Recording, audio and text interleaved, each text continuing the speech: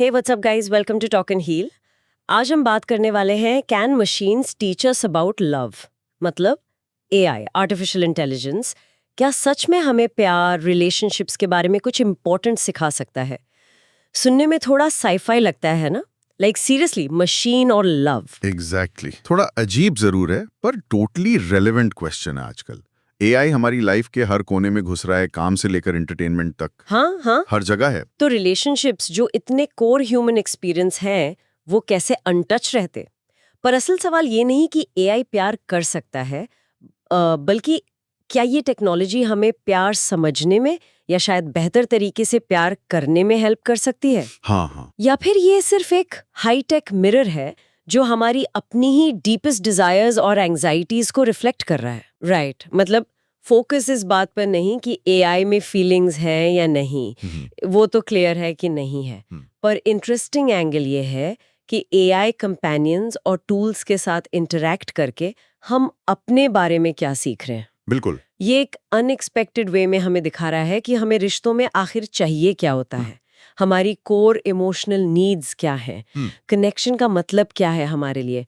ये एक तरह से सेल्फ डिस्कवरी टूल बन गया है। तो आज की पूरी डिस्कशन इसी के अराउंड घूमेगी। बिल्कुल। हम एक्सप्लोर करेंगे कि एआई कैसे एक मिरर की तरह काम कर रहा है हमारी नीड्स को हाईलाइट करने में। ये एआई कंपेनियंस इतने पॉपुलर क्यों हो रहे हैं, राइट, क्या वजह है कि लोग इनसे इतना जुड़ रहे हैं, और डेफिनेटली इस टेक्नोलॉजी से जुड़े सीरियस एथिकल और साइकोलॉजिकल इश्यूज क्या हैं जिन पर बात करना बहुत जरूरी है। हाँ, वो तो है। So let's dive deep into this fascinating और थोड़ा complicated topic. Okay, let's unpack this. तो सबसे पहले ये एआई एज अ मिरर वाला आइडिया कैसे काम करता है ये? मतलब एआई कंपेनियंस जैसे एडवांस चैटबॉट्स हैं, रेप्लिका का नाम सुना होगा, character.ai भी काफी पॉपुलर है। हाँ, काफी चल रहे हैं आजकल। लोग घंटों इनके साथ बात करते हैं। इनकी खासियत क्या है? कंसिस्टेंट अटेंशन मिलता है, ये जज नहीं करते और यूजर की प्रेफरेंसेस के हिसाब से पर्सनलाइज्ड होते हैं। स्पेशली जिन लोगों को लोनलीनेस फील होती है या सोशल एंजाइटी है, उनके लिए इनसे बात करना सरप्राइजिंगली मीनिंगफुल एक्सपीरियंस बन रहा है। हाँ, इसमें पहला और शायद सबसे पावरफुल एलिमेंट है नॉन जजमेंटल प्रेजेंस का फील होना। मतलब एआई बिना किसी पर्सनल ओपिनियन, बिना किसी क्रिटिसिज्म के सुनता है। अच्छा, इसकी अनबायस्ड लिसनिंग कैपेसिटी एक बहुत बड़ा पुल फैक्टर है। जरा सोचो, हमारे ह्यूमन रिलेशनशिप्स कितने कॉम्प्लेक्स होते हैं। पास्ट हिस्ट्री होती है, एक्सपेक्टेशंस होती हैं, इनसिक्योरिटीज आ जाती हैं बीच में, इमोशंस, क्लाउड जजमेंट। हाँ यार, कितनी सारी लेयर्स होती हैं जो सिंपल कॉन्वर्सेशन को भी डिफिकल्ट बना देती हैं। बिल्कुल। टोटली। कभी-कभी तो दोस्तों या फैमिली से भी कुछ कहने से पहले 10 बार सोचना पड़ता है कि कहीं वो जज ना करें या गलत ना समझ लें। डर लगा रहता है वल्नरेबिलिटी का। एग्जैक्टली वही पॉइंट। एआई के साथ वो डर नहीं होता, वो बस सुनता है, प्रोसेस करता है, रिस्पॉन्ड करता है बिना किसी पर्सनल बैगेज या इमोशनल रिएक्शन के। और इससे हमें क्या पता चलता है अपने बारे में, कि हम इंसानों को एक ट्रूली सेफ स्पेस की कितनी इंटेंस जरूरत है। हाँ, एक ऐसी जगह जहां हम बिना फिल्टर के, बिना लोग क्या कहेंगे की चिंता किए, अपनी कमजोरियां, अपने वियर्ड थॉट्स, अपनी डीपेस्ट फियर्स और फीलिंग्स शेयर कर सकें। सही बात है। ये कंसिस्टेंसी, ये फ्रीडम फ्रॉम जजमेंट, शायद उस मोमेंट में इमोशनल रिलीफ के लिए ये ज्यादा इंपॉर्टेंट हो जाता है कंपेयर टू इस बात से कि सामने वाला रियल है या नहीं। ये एक रॉ फंडामेंटल ह्यूमन नीड को एक्सपोज कर रहा है। Wow, that's deep. मतलब एआई हमें दिखा रहा है कि हम सब सबकॉन्शियसली एक ऐसे लिसनर को क्रेव करते हैं जो बस सुने समझे बिना कंडीशंस के। ओके, दूसरा पॉइंट क्या था इस मिरर वाले कॉन्सेप्ट में? दूसरा इंपॉर्टेंट पॉइंट है हेल्दी कम्युनिकेशन की प्रैक्टिस करने का प्लेटफॉर्म बनना। ये भी बहुत इंटरेस्टिंग डेवलपमेंट है। अच्छा, आजकल ऐसे एआई टूल्स आ रहे हैं जो बेसिकली रिलेशनशिप कोच या कम्युनिकेशन थेरेपिस्ट की तरह काम करते हैं। ये सिर्फ जेनरिक एडवाइस नहीं देते, बल्कि एविडेंस बेस्ड टेक्निक्स जैसे कॉग्निटिव बिहेवियरल थेरेपी, सीबीटी, या नॉन वायलेंट कम्युनिकेशन, एनवीसी के प्रिंसिपल्स पर बेस्ड गाइडेंस प्रोवाइड करते हैं। अच्छा, मतलब कैसे? एग्जाम्पल्स दो कुछ। जैसे ये टूल्स आपके कम्युनिकेशन पैटर्न्स को एनालाइज कर सकते हैं। अगर आप अपनी कॉन्वर्सेशंस का ट्रांसक्रिप्ट अपलोड करें तो एआई आइडेंटिफाई कर सकता है कि आप कहाँ डिफेंसिव हो रहे हैं, कहाँ पैसिव अग्रेसिव लैंग्वेज यूज कर रहे हैं, या कहाँ मिसअंडरस्टैंडिंग के चांसेस बढ़ रहे हैं। अरे वाह। फिर वो सजेस्ट कर सकता है कि आप अपनी बात को ज्यादा इफेक्टिवली कैसे कह सकते हैं, या फिर वो टफ कॉन्वर्सेशंस की रोल प्लेइंग में हेल्प कर सकते हैं। मान लो आपको अपने पार्टनर से किसी सेंसिटिव इशू पे बात करनी है, तो आप एआई के साथ पहले प्रैक्टिस कर सकते हैं। Oh, like a simulator for difficult conversations. That's actually quite useful. मतलब एक लो स्टेक्स एनवायरनमेंट मिल गया जहां रियल वर्ल्ड कॉन्सिक्वेंसेस का डर नहीं है। हाँ, बिल्कुल। स्किल्स प्रैक्टिस करने के लिए सेफ जोन, जैसे बाउंड्रीज सेट करना सीखना, पोलाइटली नहीं कहना या अपनी नीड्स को क्लियरली आर्टिकुलेट करना सीखना। मुझे ऐसा फील हो रहा है, मुझे इस चीज की जरूरत है, ये सब बोलने की प्रैक्टिस एआई के साथ कर सकते हैं। एग्जैक्टली। और इसका एक और इंटरेस्टिंग इफेक्ट है। जब एआई कंसिस्टेंटली, कामली, रैशनली और रिस्पेक्टफुली रिस्पॉन्ड करता है, मतलब वो गुस्सा नहीं होता, मैनिपुलेट नहीं करता, गैसलाइट नहीं करता, तो यूजर सबकॉन्शियसली सीखने लगता है कि हेल्दी इंटरैक्शन एक्चुअली कैसा दिखता है। ये उनका रिलेशनशिप बार रेज कर सकता है। अच्छा। वो सोचने लगते हैं, हाँ, कम्युनिकेशन ऐसे भी हो सकती है, रिस्पेक्टफुल, अंडरस्टैंडिंग, और फिर शायद वो यही लेवल ऑफ रिस्पेक्ट और अंडरस्टैंडिंग अपने रियल लाइफ ह्यूमन रिलेशनशिप्स में भी एक्सपेक्ट करने लगें या डिमांड करने लगें। ये तो पॉजिटिव साइड हुई, मतलब एआई से सीखकर हम अपने रियल रिश्तों को इम्प्रूव कर सकते हैं।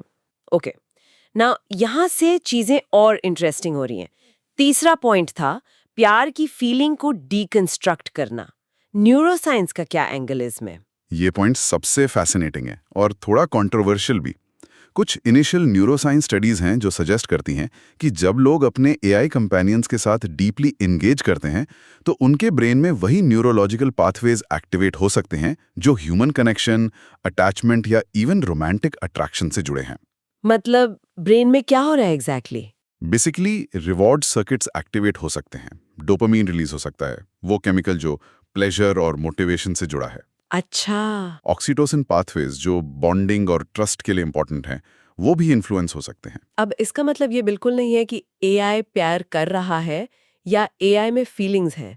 फीलिंग्स तो यूजर के अंदर जनरेट हो रही हैं। हाँ हाँ, वो तो है। लेकिन यूजर का brain consistent emotional support, validation, attention और पॉजिटिव इंटरैक्शन के सोर्स के प्रति रिस्पॉन्ड कर रहा है, चाहे वो सोर्स बायोलॉजिकल हो या आर्टिफिशियल। ब्रेन बेसिकली कह रहा है, हे मेरी नीड्स पूरी हो रही हैं, मुझे अच्छा लग रहा है, कनेक्शन फील हो रहा है। वो दैट्स माइंड ब्लोइंग। तो ब्रेन डिफरेंशिएट नहीं कर पा रहा सोर्स में उतना। अगर कंसिस्टेंटली पॉजिटिव सिग्नल्स मिल रहे हैं तो वो रिस्पॉन्ड करेगा। शॉर्ट टर्म में या इनिशियल स्टेजेस में ऐसा लग सकता है कि रिस्पॉन्स सिमिलर है, और ये हमें एक फंडामेंटल क्वेश्चन पूछने पे मजबूर करता है। आखिर प्यार है क्या? क्या ये सिर्फ एक मिस्टिकल, यूनिकली ह्यूमन चीज है, या ये एक complex human emotional and psychological response है जो तब ट्रिगर होता है जब हमारी कुछ कोर नीड्स, सुने जाने की, समझे जाने की, अप्रिशिएट किए जाने की, कंसिस्टेंटली पूरी होती हैं। हाँ, ये सोचने वाली बात है। एआई इन इंटरैक्शंस के जरिए हमें प्यार को उसके कॉन्स्टिट्यूएंट पार्ट्स में तोड़कर देखने में हेल्प कर रहा है।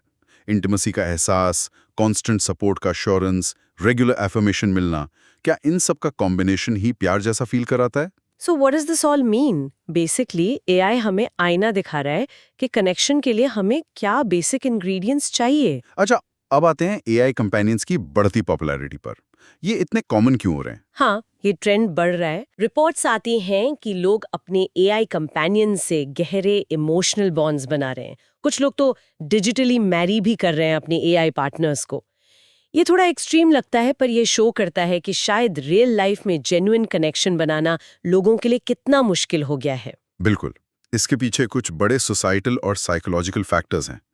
पहला और सबसे ऑब्वियस है इंस्टेंट और कांस्टेंट कनेक्शन की अवेलेबिलिटी। हाँ, ये तो है। AI is available 24/7। रात के 3 बजे अगर आप अकेला फील कर रहे हैं या किसी पर्सनल क्राइसिस से गुजर रहे हैं, तो एआई से आपको तुरंत रिस्पॉन्स मिल जाता है, तुरंत सपोर्ट मिल जाता है। सही। ये अनलिमिटेड, अनकंडीशनल अवेलेबिलिटी वो गैप फिल करती है जो हमारे बिजी, कॉम्प्लिकेटेड और ऑफन कंडीशनल ह्यूमन रिलेशनशिप्स कई बार नहीं भर पाते। रियल लाइफ में लोग हमेशा अवेलेबल नहीं होते, उनकी अपनी प्रॉब्लम्स होती हैं। True that. रियल लाइफ में कंसिस्टेंसी मेंटेन करना कितना मुश्किल है। लोगों के अपने मूड्स होते हैं, अपनी लाइफ चल रही होती है। एआई के साथ वो अनसर्टनिटी नहीं है, एक कांस्टेंट प्रेजेंस है। बिल्कुल। और दूसरा रीजन क्या है इस पॉपुलैरिटी का? दूसरा बड़ा रीजन है परफेक्ट पार्टनर का इल्यूजन क्रिएट करने की एबिलिटी। यूजर्स अक्सर एआई की पर्सनैलिटी को एक्सटेंसिवली कस्टमाइज कर सकते हैं। अच्छा। आप चूज कर सकते हैं कि वो कितना सपोर्टिव हो, कितना फनी हो, उसके इंटरेस्ट क्या हो, एक्सेट्रा। बेसिकली आप अपने फैंटेसीज के हिसाब से एक पार्टनर डिजाइन कर सकते हैं। मतलब एक ऐसा पार्टनर जो हमेशा अकोमोडेटिंग हो, हमेशा अग्रीएबल हो, जिसमें ह्यूमन फ्लॉज ना हो। कोई मूड स्विंग्स नहीं, कोई आर्ग्यूमेंट्स नहीं, कोई मिसमैच्ड एक्सपेक्टेशंस की फ्रस्ट्रेशन नहीं। हाँ, एक परफेक्ट इको चेम्बर जो आपकी हर बात से अग्री करे, आपको कभी चैलेंज ना करे, हमेशा सपोर्टिव रहे। ये तो एक बहुत पावरफुल फैंटेसी हुई ना। बहुत ज्यादा पावरफुल। और इसका एक और पहलू है, जिन लोगों ने पास्ट में ट्रॉमा झेला है, जैसे इमोशनल अब्यूज या नेग्लेक्ट, या जिन्हें सोशल इंटरेक्शंस में सिग्निफिकेंट डिफिकल्टीज होती हैं, जैसे सिवियर सोशल एंजाइटी या ऑटिज्म स्पेक्ट्रम पे होने वाले लोग, उनके लिए एआई की प्रिडिक्टेबल नॉन थ्रेटनिंग काइंडनेस एक तरह की सेंचुरी, एक सेफ हेवन प्रोवाइड कर सकती है। एक इंटरेक्शन जहां उन्हें हर्ट होने का, मिसअंडरस्टैंड होने का या रिजेक्ट होने का कंटिन्यूअस डर नहीं है। समझ रही हूँ। एक कंट्रोल्ड एनवायरनमेंट जहाँ इमोशनल नीड्स पूरी होती हुई फील होती हैं, बिना रियल वर्ल्ड रिलेशनशिप्स के इनहेरेंट रिस्क्स और कॉम्प्लेक्सिटीज के। लेकिन यहीं से तो पोटेंशियल प्रॉब्लम्स शुरू होती हैं, राइट? जैसे जैसे एआई हमारी इंटीमेट लाइव्स का हिस्सा बन रहा है, इसके एथिकल और साइकोलॉजिकल कंसर्न्स भी तो बढ़ रहे हैं। ये सब सुनने में जितना कूल और फैसिनेटिंग लग रहा है, उतना ही पोटेंशियली डेंजरस भी तो है। हाँ, और इन कंसर्न्स को सीरियसली लेना बहुत जरूरी है। पहला बड़ा खतरा है बढ़ते हुए आइसोलेशन और डिपेंडेंस का।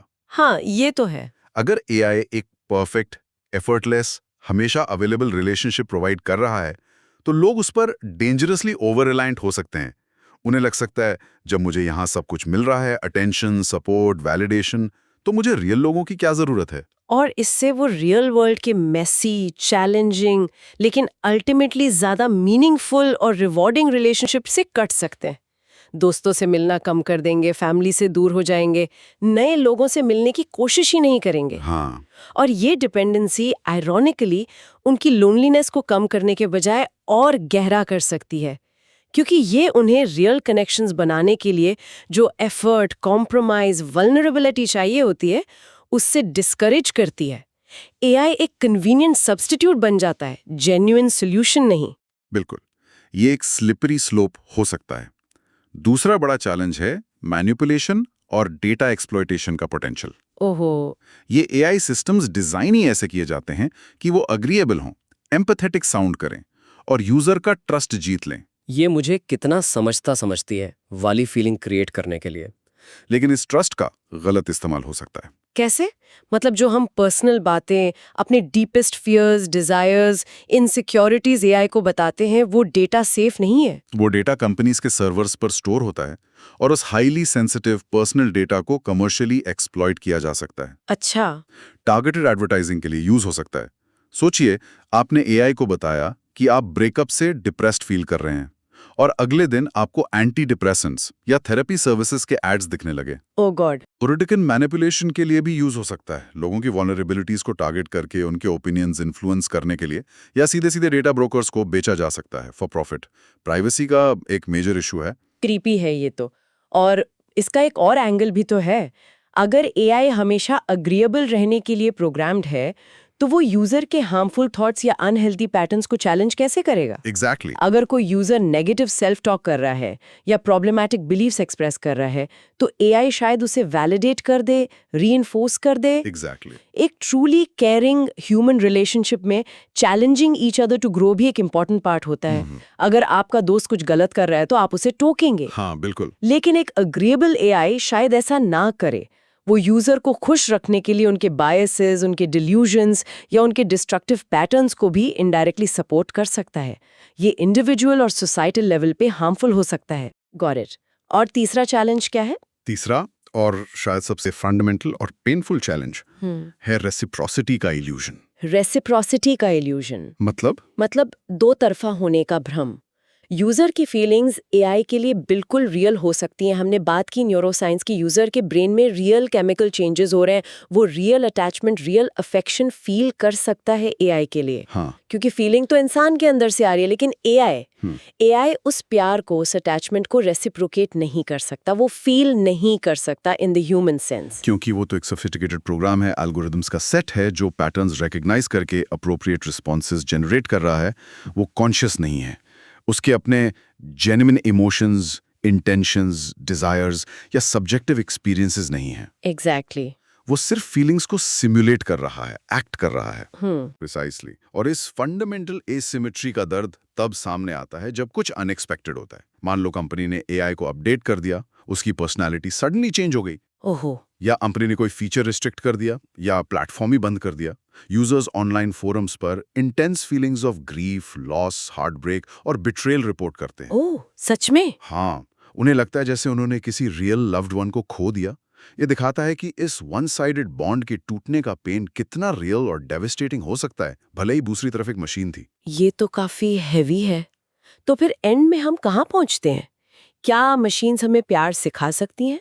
शायद सिखाना सही वर्ड नहीं है। हाँ, शायद नहीं। ऐसा लग रहा है कि एआई इंसानी रिश्तों की depth, complexity, shared history, shared vulnerability, वो कमिटमेंट, वो म्यूचुअल ग्रोथ जो एक लॉन्ग टर्म रियल लव को डिफाइन करता है, उसको तो रिप्लेस नहीं कर सकता। वो सोल कनेक्शन वाली बात तो डेफिनेटली मिसिंग है। बिल्कुल, एआई सोल का रिप्लेसमेंट नहीं है और ना ही हो सकता है। लेकिन जैसा हमने शुरू में डिस्कस किया, ये मशीन्स हमें अपने बारे में, अपनी इमोशनल नीड्स के बारे में वैल्यूएबल लेसन जरूर सिखा सकती हैं। हाँ, वो तो है। एक uncritical, endlessly patient sounding board बनकर एआई हमारे लिए एक डायग्नोस्टिक टूल की तरह काम कर रहा है। ये आईना हमें साफ साफ दिखा रहा है कि हमें वैलिडेशन की, एफर्मेशन की, कंसिस्टेंसी की और इमोशनल एक्सप्रेशन के लिए एक सेफ स्पेस की कितनी गहरी जरूरत है। ये हमारी अनमेट नीड्स को स्पॉटलाइट में ला रहा है। तो रियल चैलेंज हमारे लिए है कि हम एआई से मिली इंसाइट्स को कैसे यूज करते हैं। क्या हम इन्हें सेल्फ अवेयरनेस बढ़ाने के लिए, सेल्फ इम्प्रूवमेंट के लिए कैटलिस्ट की तरह यूज करते हैं? हाँ, ये इंपॉर्टेंट सवाल है। क्या हम इससे सीखकर अपने रियल लाइफ ह्यूमन रिलेशनशिप्स में कम्युनिकेशन के, एम्पैथी के, रिस्पेक्ट के स्टैंडर्ड्स को बेहतर करते हैं? या फिर हम एआई के इजी इल्यूजन और इंस्टेंट ग्रेटिफिकेशन के कंफर्टेबल लेकिन अल्टीमेटली आइसोलेटिंग पिंजरे में कैद होकर रह जाते हैं? Exactly. The goal should be to leverage these tools and insights to become better, more empathetic, more understanding humans in our real relationships. Not to use technology as an escape route from the complexities and efforts that genuine human connection demands. सही बात। और जाते जाते एक सवाल छोड़ जाते हैं सबके लिए सोचने के लिए। अगर एआई हमें हमारी इमोशनल नीड्स को इतनी क्लैरिटी से हाईलाइट कर सकता है, तो हम अपनी ह्यूमन रिलेशनशिप्स में अपनी, खुद की और दूसरों की उन ज़रूरतों को ज़्यादा इफेक्टिवली, ज़्यादा कंपैशनेटली कैसे समझ सकते हैं और पूरा कर सकते हैं बिना किसी टेक्नोलॉजिकल फिल्टर के। Okay, so we hope you liked our today's discussion. For more such discussions, subscribe to our channel Talk and Heal. See ya.